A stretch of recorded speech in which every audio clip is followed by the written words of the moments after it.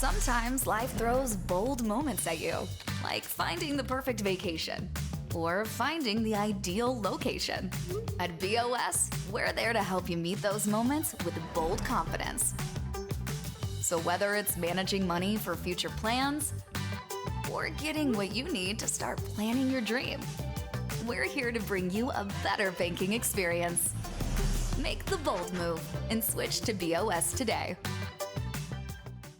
Hi, this is Ron Kinscherf. This is the Business Spotlight brought to you by the Bank of Springfield, and we're talking to the folks that run Golden Collective, Patrick Milford, Emily Peters. Correct. All right, thanks for coming in. Thanks for having us. All right, so how did this idea of opening up the Golden Collective germinate? Was it some night over supper or on a long walk in Madison Park or something like that? Multiple things, I think. Yeah, over the course of time. Yeah. We just were really inspired by where we grew up, where I grew up. And I have a lot of pride for home. And then Patrick moved up and realized how great this place is and decided to stay. He's originally from St. Louis.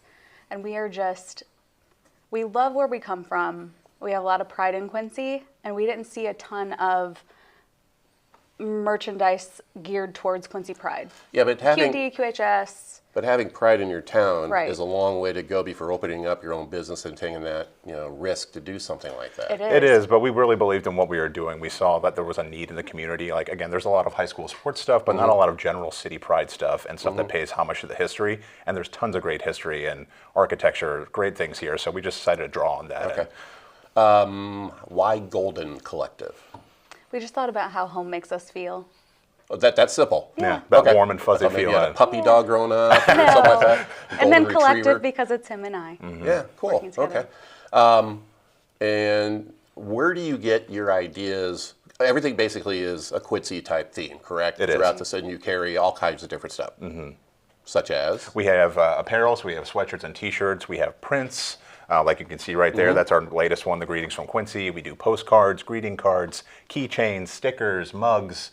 It runs the gamut of just about anything. So where do you get your design? Because you have a couple here. That We do. And I'm assuming you use the same artists, or are these things you guys create? This is the artist right here. Oh, I'm the why don't you artist. show us that? Okay. So this is one of our park series prints. This is South Park. We did 3 of the most iconic parks around town. Clyde Adams And you have one for Mormon. Mormon as well. So our ideas, we just come from seeing things around Quincy, honestly. We're out and about in the city a lot. So we live right near Mormon, and we're it's crazy that there's no illustrations or visuals about this great place, and same with all these other parks. There's just all this great history waiting to be visualized in some way, and that's my background. I'm graphic design and illustration, so it made sense. So the T-shirts, the postcards, and all that stuff comes out of your brain. It does. So how do you? Are you constantly coming up with? You drive by Madison Park. Oh my gosh, I have to sit here. I need to draw Madison Park. Stuff like that. Is that constantly popping in your brain? It is, and thankfully Emily also has tons of great ideas. So it's a lot of bouncing back and forth about ideas of what could work and what wouldn't. Some things sound great on paper, and then when you put them on paper, they don't work as well. So It's a lot of workshopping ideas between us, I would say. So, is creating something like that, whether it's writing songs or you're doing art, there's always the risk that you said that people may not like it. So which one of these did you do first? I think we started with Clyde Adams just because the Bayview Bridge is so iconic and people would recognize it right away. So I'm assuming you could draw in different styles as a graphic design. So what made you pick that style, and also did you just think, well, I like it and my wife likes it, everybody else will like it? Because that's a risk. Yeah, it is, honestly, and we've had to do some trial and error with things that we think are cool that other people may not think are cool, and that's happened 1 or 2 times, not a ton just yet. So thankfully that hasn't been a problem we've run into a lot, but it is a risk, with any kind of merchandise. But we like to gravitate towards things that we think are cool and let our people find us and say, oh, we think that's cool too, and that's how you find your audience. You got a lot of people coming in saying, hey, here's an idea.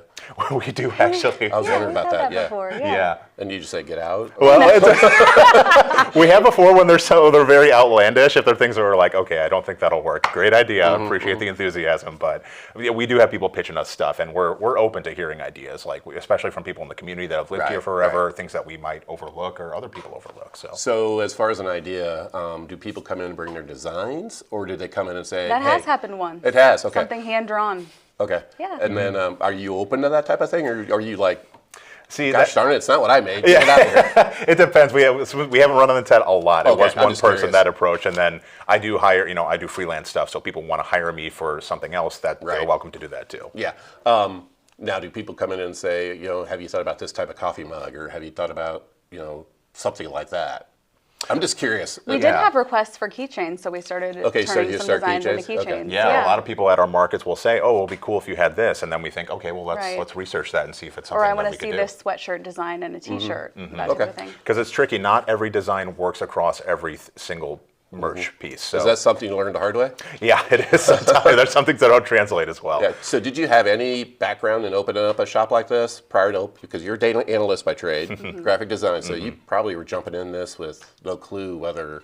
I do have a degree in business. Okay. I studied at Culver Stockton, so I kind of knew the basics, right? But when it comes to Illinois State and the IRS and all that fun stuff, that was like... So was that the biggest gotcha that you ran into, is that type of stuff? For sure. You seem to be having a blast. We're having so much fun. It's great. Having a blast doesn't necessarily equal it's going well as far as people coming in and shopping. Has the community supported you guys pretty well? Oh, yeah. They've been totally fantastic. Overwhelmed. Yeah. Oh, really? Yeah. So how long have you been open?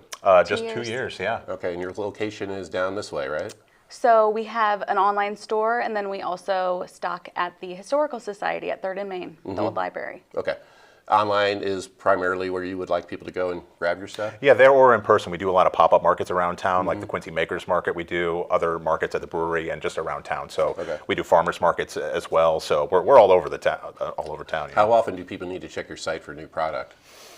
We usually announce on social media. We're pretty good about announcing when we have something new across Facebook and Instagram. So I'd say look out there is the best place to. Well, congratulations and for trying something new.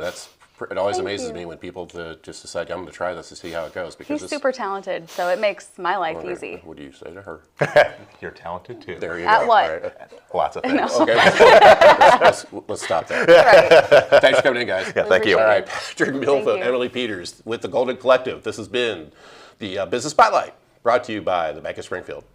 Sometimes life throws bold moments at you, like finding the perfect vacation or finding the ideal location. At BOS, we're there to help you meet those moments with bold confidence.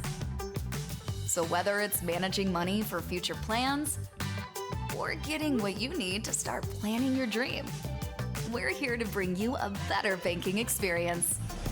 Make the bold move and switch to BOS today.